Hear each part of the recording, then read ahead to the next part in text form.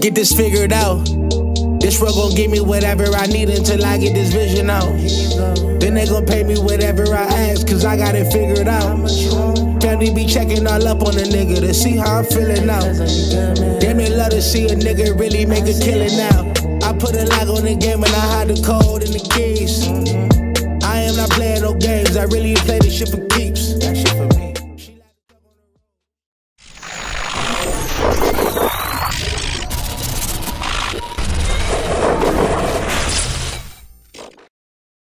MaddenHeadz YouTube, what's going on? It is your boy Coach DC coming back at you today with another video, and today we're gonna just kind of piggyback off of a little question that I was asked based upon the video from the other day talking about the lead holds. Now, when I'm talking about holding the lead, of course, I'm just talking about how long you hold a button, but don't get it twisted, a lot of this stuff has to do with, and the reason why I make those throws has to do with the leverage, meaning leverage is on every pass, because on every pass there's a side that the defender's not playing. So a lot of the problems that we have in Madden is like when we're throwing, we're just making throws. A lot of times we're not necessarily directing the pass to the leverage, meaning you want to place the stick before you make the throw. I've said that before. I know my clients hate when I come in here and start trying to explain stuff, but one advantage to using placement as opposed to placement and accuracy is placement has a little bit more control of, like I said, if you can somehow figure out how to place the stick before you make the throw, then the throw generally will go kind of like in the general area that you want it to. Now, I say that because on every play, again, there's leverage. So on these deep thirds or man-to-mans or match zones or whatever they are, that 3 deep guy, that boundary corner over there, he's playing the sidelines, he's playing a boundary, he's playing over the top, and he has a deep third. And so if you can't beat them deep, a lot of times it's best to take a little bit off of the throw and play to the underneath leverage. A lot of the highlights you'll see me make throughout the years on here is me jumping up and probably catching the ball right in front of somebody, like I'm going to do on this highlight right here. And so once I see that there's an over-the-top defender, I'm not gonna push the ball up the field. If anything, I'm gonna do what I call a reverse lead. I'm gonna actually lead the ball away from the defender, which is, to me, is the same thing as throwing the leverage. You just don't want to throw into places where the ball's obviously going to get intercepted, so you try to throw it away from it. And so a lot of times in Madden that gets tricky because it's hard to determine how much steam to put on it to get it over that underneath defender right there. Is he going to jump up and make a catch?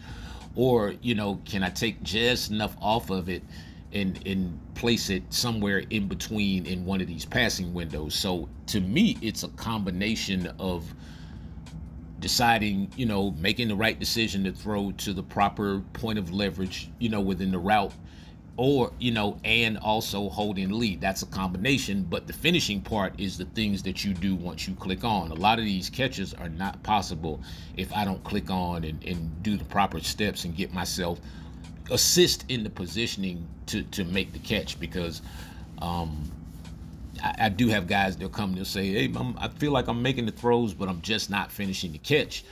If you feel like the ball is getting there, whether you get my virtuals or any of that stuff or not, and if you feel like you're getting the ball to the right spot and you're not finishing the catches, then it's just a catch thing. Now, if the ball is getting picked off or is losing and dying out and all that other stuff before the ball gets there, then you can go back to what I talked about a few days ago in holding the lead. You just have to kind of gauge your quarterback's arm strength, and in every situation is going to be different. I had a session with one of my clients last night, and we were talking about that, and I'm telling him that I hate telling people, I don't want to tell people one way to do something, because all of the situations as the game flows are different. Your fatigue, all of our fatigues aren't the same at the same time. every situation is different. So you have to gauge it for the quarterback you're using for that particular game. You know what I'm saying? Whether you're in a franchise league or you're just playing regs or MUT, you know, whatever you have on your quarterback, and kind of just try to play to his strengths. You know, if he doesn't have like great, like I'm struggling right now with Deshaun Watson, and I just recently kind of really looked at his attributes, and I see that one of his biggest problems is his deep ball accuracy is not that good. And so that explains a lot of the issues that I'm having, because I like to, you know, when it's time, I'm going, you know, I'm going to take that shot down the field. But as you see, like routes like the curl routes, even when it comes to the simple stuff in the quarterbacks that may not be able to just fling it all the way down the field, you know, there's ways to take advantage of leverage, especially on curl routes. We talked about this a couple days ago, where I'm telling you the curl route is simply the most unstoppable route on the game once you learn how to use it and how to throw it and all that stuff. Probably later on I'm gonna get into these seam routes and stuff. I think Friday I'm gonna do something different in terms of the virtuals. Friday I'm gonna give you guys like 5 tips to winning games. It's like 5 little discoveries I've kind of made, probably, you know, more recently, but I'm going to show you, it's like 5 different little things that has something to do with the offensive line blocking, with the quarterback, actually running the quarterback, you know, when it's time to scramble and get outside of the pocket. I'm going to show you something with that. Yeah, it's some little stuff that you can really pick up on, you know, once you start to get into the inner sanctum of this God forbidden game. I think that's why the game hates me, because I be trying too hard to just find stuff.